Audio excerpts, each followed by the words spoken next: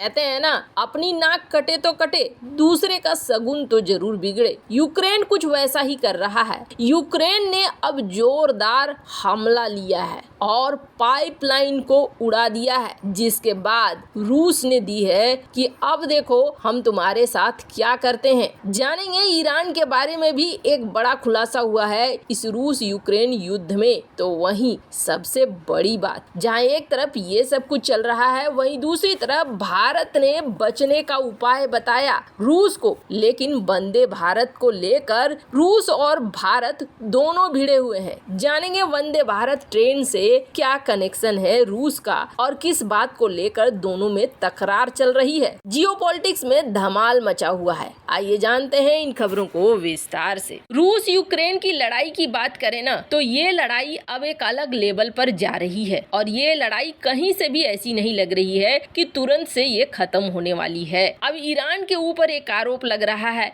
Iran के ऊपर ये आरोप लग रहा है कि ईरान ने एक ड्रोन फैक्ट्री ही बना दिया है रूस के अंदर। स्क्रीन पर आप देख सकते हैं, जो पहले रास्ता हुआ करता था, ये रास्ता ईरान से होते हुए वायु सेवा का इस्तेमाल करके पहुंचता था रूस, और रूस से फिर यूक्रेन के इलाके तक पहुंचाया जाता था। ये काफी लंबा पड़ता था। तो ईरान का अमीराबाद से निकला, मखचकला पहुंचा रूस के, और फिर रूस से ये डाइवर्ट होता था दो जगह पे। ये चीजें बहुत टफ हो जाती थी रूस के लिए। तो रूस ने कथित तौर पर ईरान से बातचीत की और ईरान ने फिर एक ड्रोन फैक्ट्री ही सेटअप करना शुरू कर दिया। स्क्रीन पर देख सकते हैं आप, इस सैटेलाइट तस्वीर को दिखलाया जा रहा है और कहा जा रहा है कि ड्रोन फैसिलिटी ईरान ने यहाँ पर शुरू कर दी है रूस की मदद करने के लिए। मॉस्को में ही बना दिया है पूरा का पूरा ड्रोन फैक्ट्री।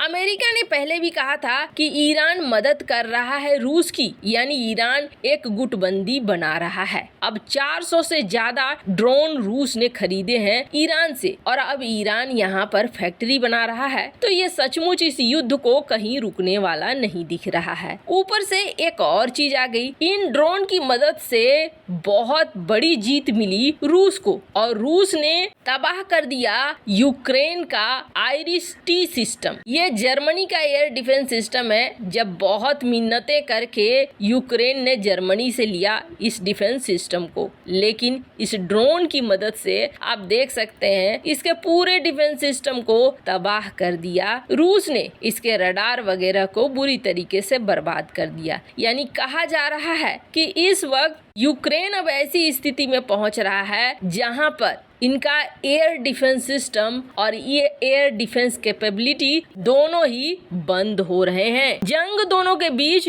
जोरों की है और ये बहुत जल्दी खत्म होती हुई भी नहीं दिख रही है। कहा गया कि ये जो फुटेज, जब ये आईरिस सिस्टम को तबाह किया जा रहा था, तो इस फुटेज को मीडिया पर रिलीज भी किया गया। आजकल होता क्या है, ड्रोन से हमले होते हैं और ड्रोन से शूट भी हो जाता है कि हाँ किस तरीके से हमले किए गए। आपको बता दें, जेलेंस्की ने इस डिफेंस सिस्टम को लेने के लिए बहुत उधम मचाया था कि हाँ आप हमें दो। जर्मनी के ऊपर पूरा इन्होंने प्रेशर बना दिया था, और अभी हालात देखिए, ये उड़ गया है और रूस इसमें मजे ले रहा है। ये कह रहा है कि आपका डिफेंस सिस्टम तो एक खिलौना निकला। तो आपको क्या लग रहा है, क्या रूस जीत रहा है? ठहरिए, अभी कहानी बाकी है। एक डैम उड़ा जो हमने देखा, और इस तरीके से कभी भारत पाकिस्तान में भी नहीं हुआ था जिस तरीके से रूस यूक्रेन युद्ध में हुआ। किसने किया, इसके लिए कोई प्रूफ नहीं है। रूस कहता है यूक्रेन को, यूक्रेन कहता है रूस को। पर रूस का एक पाइपलाइन प्रोजेक्ट था जो यूरोप तक अमोनिया को भेजता था। स्क्रीन पर आप देख सकते हैं, ये पाइपलाइन जो अमोनिया को ट्रांसपोर्ट करता था।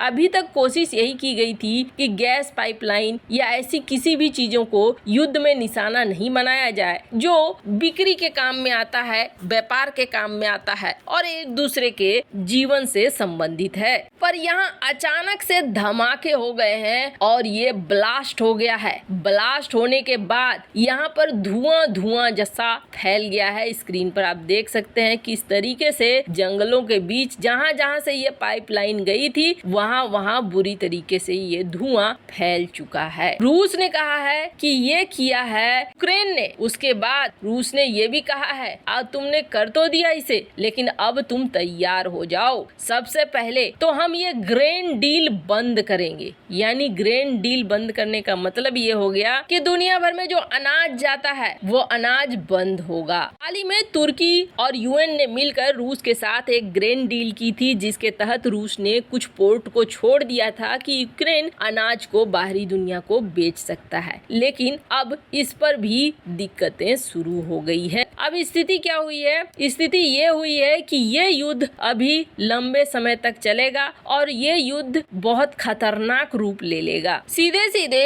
पुतिन ने ये कहा है कि तैयार रहो हमारे तरफ से जवाब का। खैर, जहाँ एक तरफ ये सब कुछ हो रहा है ना, वहीं भारत और रूस में वंदे भारत ट्रेन को लेकर एक बड़ी टेंशन शुरू हो गई है और इसके पीछे कारण भी है। आपको बता दें, वंदे भारत और रूस के बीच का एक जॉइंट वेंचर है। दोनों ने मिलकर इस ट्रेन को बनाया और ये ट्रेन के कई पार्ट्स ऐसे हैं जो यूरोप से आते हैं। अभी जिस तरीके से प्रतिबंध लगे हुए हैं रूस के ऊपर, भारत को भी ये पार्ट्स मिलने में दिक्कत हो रही है। और अभी तक बात करें भारत और रूस के परसेंटेज की कि कितना प्रतिशत हिस्सेदारी है, तो कहा जा रहा है कि इसमें जो रूस की कंपनी है मेट्रो वैगनोमेस, ये 80% तक हिस्सेदारी रखती है, जबकि भारत की कंपनी जो है वो 20% तक की हिस्सेदारी रखती है। यही इस वक्त का करंट सिचुएशन है। अब यहाँ पर मेजोरिटी स्टेक यानी सबसे ज्यादा शेयर दिख रहा है कि रूस के हाथ में है वंदे भारत का।